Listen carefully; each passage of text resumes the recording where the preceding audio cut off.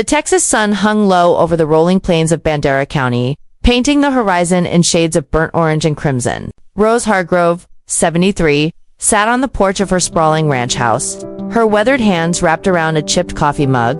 The air smelled of mesquite and dust, and the distant lowing of cattle carried on the evening breeze. This was her Land Hargrove Ranch, 1,200 acres of rolling hills, cedar thickets, and stubborn longhorns, passed down from her late husband, Tom, who died 15 years ago. She'd kept it running single-handedly, her grit as unyielding as the limestone beneath her boots. But tonight, her heart was heavier than the old oak rocker she sat in. Rose's daughter, Emily, and her son-in-law, Wade, had been living in a cozy house in town. One Rose had bought for them outright $220,000 from her savings, a gift to help them start their life together. For 6 years, she'd poured money into their dreams, $1,500 a month for their utilities and groceries, $10,000 for Wade's truck when his old one died, even $5,000 for Emily's boutique clothing store that never quite turned a profit. Rose didn't mind. She'd always seen it as her duty, a mother's love, to give Emily the life she'd never had growing up after Tom's heart attack left them scraping by. But the call she'd gotten this morning had cracked something deep inside her.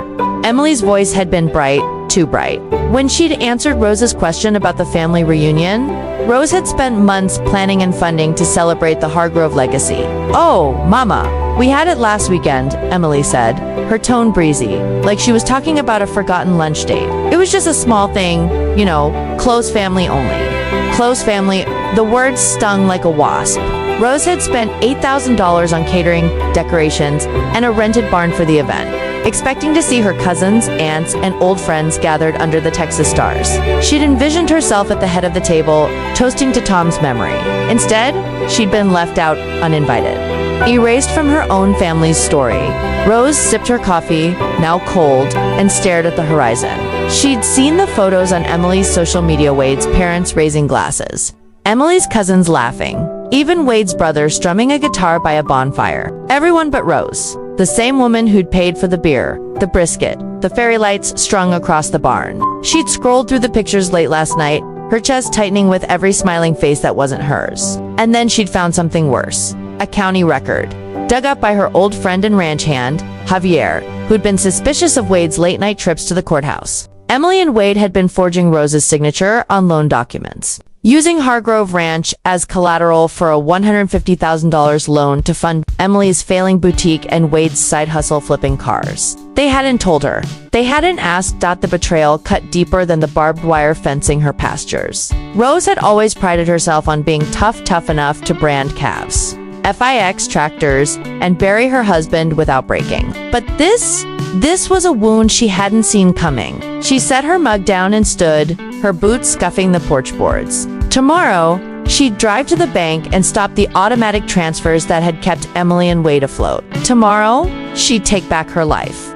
The next morning, Rose walked into Bandera First National Bank, her Stetson pulled low and her jaw set. The air-conditioned lobby smelled of lemon polish and bureaucracy. She'd been coming here for decades, ever since Tom opened their first account when they were newlyweds, with nothing but a pickup truck and a dream.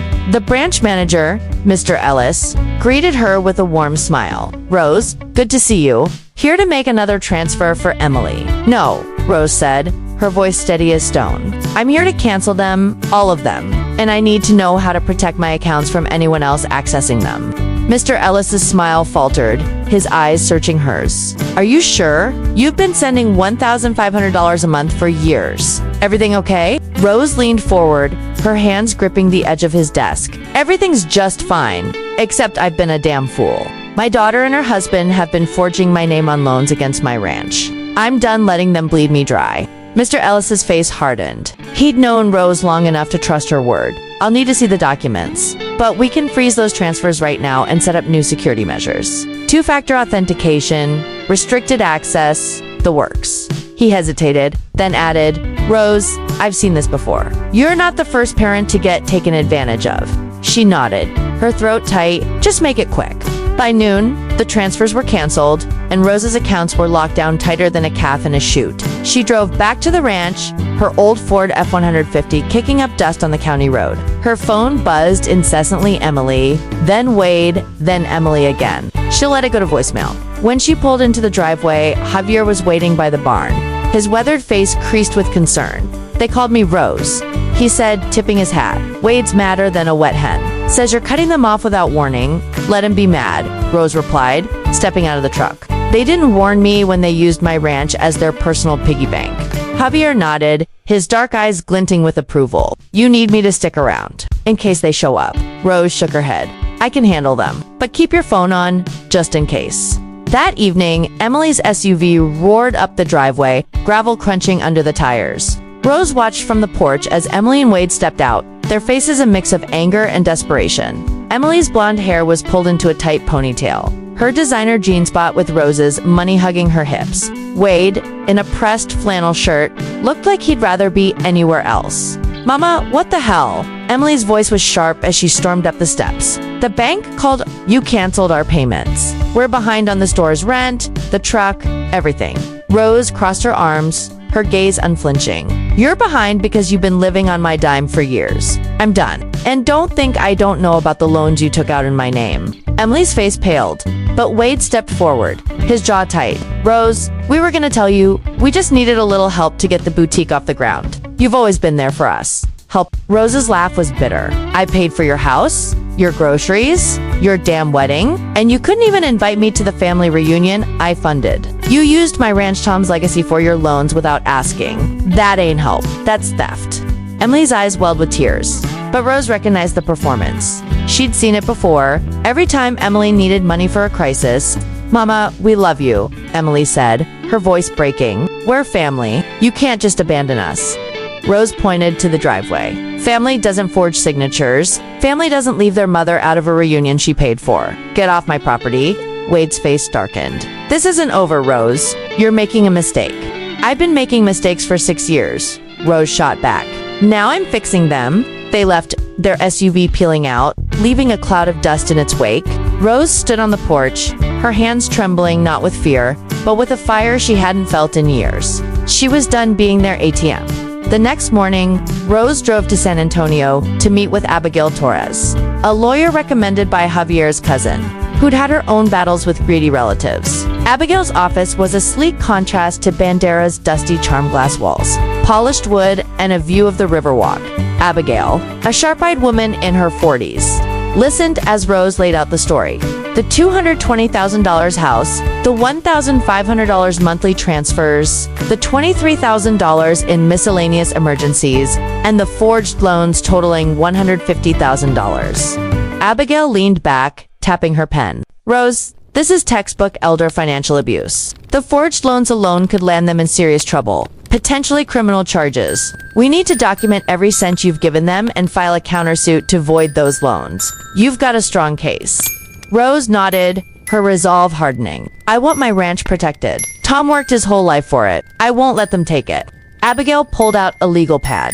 "First, we'll send a cease and desist letter to stop any further attempts to use your property. Then, we'll file a lawsuit to nullify the loans and pursue damages for fraud. We'll also update your will to ensure your assets are protected." "Do you want Emily to inherit anything?" Rose hesitated. She'd always imagined passing the ranch to Emily, hoping it would tie her daughter to the land, to Tom's memory. "But now? No," she said finally. "I'll decide later. But for now, I want it locked down."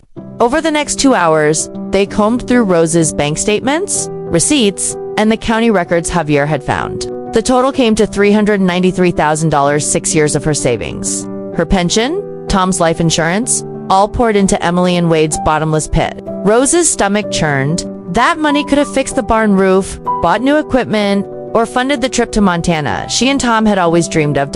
As she drove back to Bandera, her phone buzzed again. A voicemail from Emily, her voice saccharine. "Mama, we're so sorry about the reunion. It was a mistake. Can we come over and talk?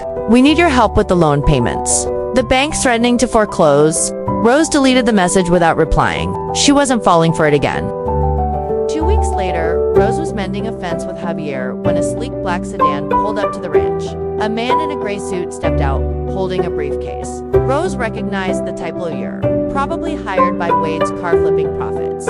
She wiped her hands on her jeans and walked over, Javier trailing behind with a protective scowl. Mrs. Hargrove, the man said, extending a hand she didn't take. I'm Daniel Pratt, attorney for Emily and Wade Schuster. I'm here to discuss concerns about your mental well-being. Rose's blood ran cold. My well-being's just fine. What's this about? Pratt's smile was too smooth. Your daughter and son-in-law are worried. You've made erratic financial decisions, canceling their support, blocking your accounts. They've asked me to assess whether you need assistance managing your affairs. Rose laughed, a sharp, humorless sound.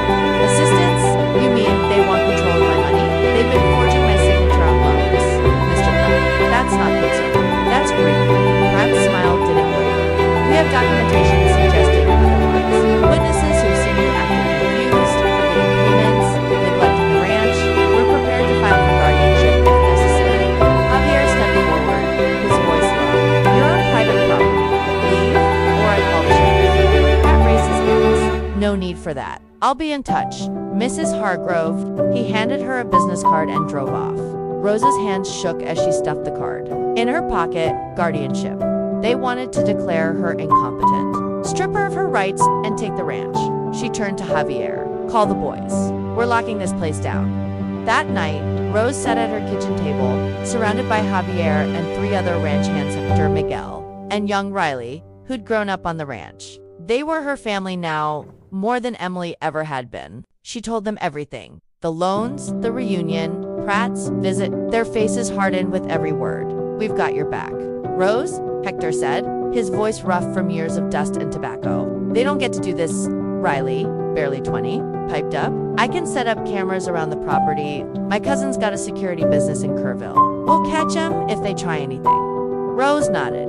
Do it. And Javier, I need you to pull every record of work we've done here. If they're saying I've neglected the ranch, I want proof it's in better shape than ever. Over the next week, the ranch transformed into a fortress. Riley installed motion sensor cameras along the fences and driveway. Javier compiled records, cattle sales, equipment maintenance, tax filings, showing Rose's meticulous management. Abigail filed the cease and desist letter and a fraud lawsuit against Emily and Wade, demanding the loans be voided and seeking $50,000 in damages for emotional distress. But Emily and Wade didn't back down. A week later, Rose received a court summons. They'd filed for guardianship, claiming she was mentally incapacitated and unable to manage her financial affairs. Their evidence, a psychiatrist's affidavit from a Dr. Leland who'd never met Rose but claimed her sudden withdrawal of family support indicated dementia. They also had statements from a neighbor, Mr. Cobb, who'd complained about Rose's cattle straying onto his land, and a bank teller who swore Rose had seemed confused during a recent visit. Rose's anger burned white. She remembered the teller, a young woman who processed her transfers for years. Had Emily paid her a lie? And Cobb? He'd been feuding with Rose over a fence line for a decade. This was personal, not personal. She called Abigail. They're lying through their teeth. How do we fight this? We get our own evidence. Abigail said. A full medical evaluation to prove your competence. Testimonies from the ranch hands, neighbors who aren't holding grudges, anyone who can vouch for them. And we dig into their finances. If they're desperate enough to forge loans, they've left a paper trail. Rose scheduled an evaluation with Dr. Susan Patel, a neurologist in San Antonio recommended by Abigail. The tests took 3 hours, memory exercises, logic puzzles, financial questions. Dr. Patel's verdict was unequivocal. Mrs. Hargrove, your cognitive function is exceptional for your age. No signs of dementia or impairment. I'll write a detailed report for the court. Next, Rose visited the bank teller, Sarah, who'd signed the statement. Sarah fidgeted behind the counter, avoiding Rose's eyes. Sarah, why'd you say I was confused? Rose asked, her voice calm but firm. Sarah's cheeks flushed. Emily said you were forgetting things, that you needed help. She asked me to sign something for your protection. I didn't think it'd be used like this. Will you write a new statement? Tell the truth. Sarah nodded, her voice small. I'm sorry, Mrs. Hargrove. Rose then confronted Mr. Cobb, who lived across the creek. He stood on his porch, arms crossed, his face sour. Yeah, I signed it, he admitted. Your daughter said you were losing it, letting the ranch go to hell. Said you'd been yelling at her for no reason. My cattle strayed once. Cobb and I fixed the fence the same day. You know I run a tight ship. You're just settling an old score. Cobb shrugged, unapologetic. Maybe. But I signed what I signed. Rose walked away, knowing his testimony wouldn't hold up against her records. She spent the next few days gathering statements from Javier, Hector, Miguel Riley, and two neighbors who'd known her for decades. They described her as sharp, capable, and fiercely independent. The ranch hands detailed her daily work checking fences, negotiating cattle prices, balancing the books. Even the local feed store owner, Mr. Grayson, wrote a letter praising her business acumen. The trial was set for a crisp November morning in the Bandera County Courthouse, a squat limestone building that smelled of old wood and coffee. Rose wore her best denim shirt and a silver bolo tie Tom had given her on their 20th anniversary. Abigail sat beside her, a stack of documents at the ready. Across the room, Emily and Wade sat with Pratt, their faces tense. Emily's eyes flicked to Rose, but she looked away quickly, as if burned. Judge Harlan, a grizzled man with a reputation for fairness, presided. Pratt opened, painting Rose as a confused widow manipulated by her ranch hands into cutting off her loving family. He called Dr. Leland, who testified about Rose's erratic behavior based on Emily's reports. Mr. Cobb rambled about stray cattle and Rose's paranoid cameras. Sarah, the teller, was conspicuously absent. Abigail had her retraction letter ready. When it was Abigail's turn, she dismantled their case with surgical precision. Dr. Patel testified to Rose's mental clarity, presenting test results that showed no cognitive decline. Javier, Hector, Miguel, and Riley took the stand, each describing Rose's competence and the ranch's pristine condition. Mr. Grayson spoke of her sharp negotiations, and the neighbors vouched for her community involvement. Abigail presented the forged loan documents, bank records, and the $393,000 Rose had given Emily and Wade over 6 years. Then Rose testified. She stood tall, her voice steady as she recounted the betrayal, the reunion, the loans, the guardianship threat. "I gave them everything," she said, her eyes locked on the judge. "My money, my time, my heart. They took it all and left me out of their lives. I'm not incompetent. I'm just done being used." Pratt's cross-examination tried to trip her up, asking about forgotten bills or confused bank visits. Rose answered each question with precision, her memory sharp as a tack. When he suggested she'd been influenced by Javier, she laughed. "Javier's been with me 20 years. He's family, unlike some people." In her closing, Abigail was relentless. "This isn't about a mother's mental health. It's about a daughter and son-in-law who saw a widow's generosity as a blank check.